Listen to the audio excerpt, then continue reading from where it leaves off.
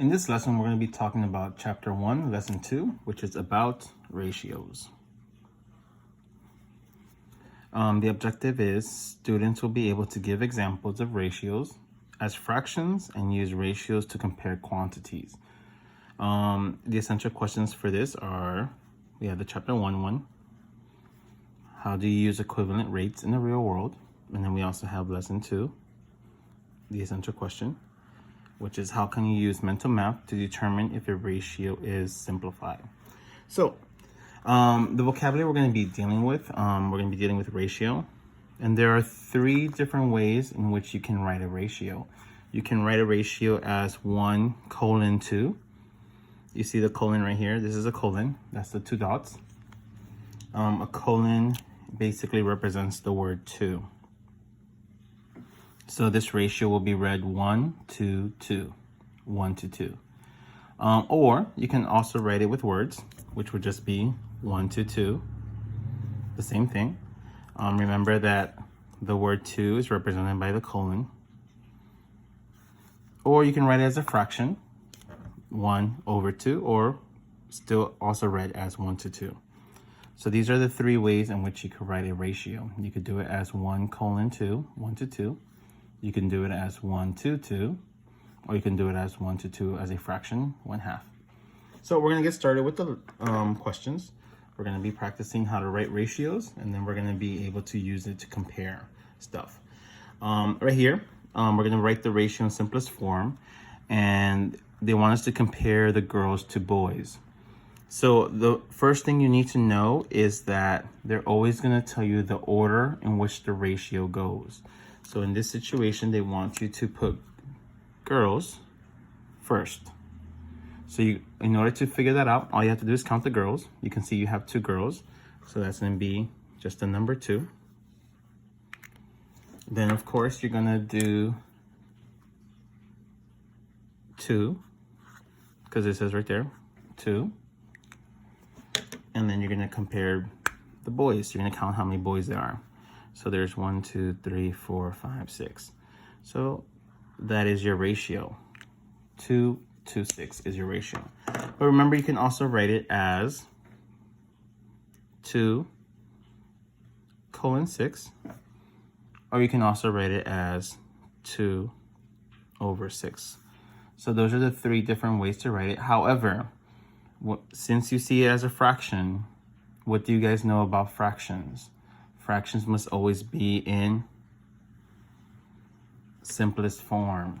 So since this is a fraction that we're dealing with, we're going to have to simplify it. So when we simplify it, you're going to think of the GCF. What is the GCF? What is the greatest common factor that goes into 2 and 6? If you think about it, it's going to be 2. So you're going to be dividing by the GCF. 2 divided by 2 gives me 1. And then 6 divided by 2 gives you 3. So this is going to be the answer, 1 to 3, which means this can also be written as 1 to 3, which means this over here can also be written as 1, 2, 3. So those are the different ways to represent your answer. You can write it as 1 to 3 like this. You can write it as 1 to 3 like this. And you can write it as a fraction, 1 to 3. So those are your answers. Okay, let's continue. So now we're going to do stars to triangles. So we're going to come up with the ratio in simplest form that compares stars to triangles.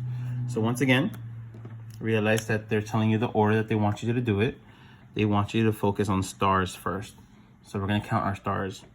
1, 2, 3, 4, 5, 6, 7, 8, 9, 10. So we have 10 stars. 2. And then they want us to do triangles. So we're going to count how many triangles we have. 1, 2, 3, 4. So there you have it, 10 to 4. Or you can write it as 10 to 4.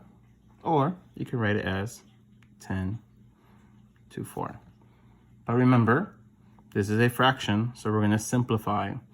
So when we simplify, we're thinking of the GCF, and we're going to divide by the GCF. So if we have 10 and 4, what factor is the greatest common factor that goes into 4 and 10? It's going to be 2.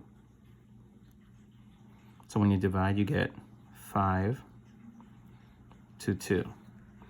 So basically, realize stars goes first. So stars is 5, 2, and then triangles is 2. Or you can also write it as stars is 5, and then triangles is 2. So that is basically how we do ratios. That's telling you how to compare and how to write a ratio. Now, what I want to do is I want to turn this into words. So this right here and this right here are the answers, but I want to, like, those are just numbers. So since they're just numbers, it doesn't make sense. So what I want you to do is to explain, what does this ratio mean? Remember that 1 represents the girls and 3 represents the boys. So basically what this means is that for every 1 girl, there are 3 boys. And that's how you represent that right there. So when they tell you to tell me what it means with words, they basically want that for every 1 girl, you're gonna have 3 boys. So let's see if this makes sense. So they say that for every 1 girl, there are 3 boys. And then we have another girl, so there should be another group of 3. So that makes sense. 1 girl, 3 boys, 1 girl, 3 boys, or 2 to 6. Now let's do it with stars and triangles. We're gonna explain what 5, 2 means. So this means that for every 5 stars, because remember stars went first, there are 2 triangles. So basically 5, 2, the answer 5, 2 means that for every 5 stars, there are 2 triangles. So let's see if this makes sense. So we have 1, 2, 3, 4, 5, and then we have 2 triangles. So technically, that is a group right there. 5 stars, 2 triangles. Then we have 1, 2, 3, 4, 5, and 2 triangles. So that makes sense. For this group of 5 stars, there is 2 triangles. So that makes sense. Okay, and that is the first part of the video.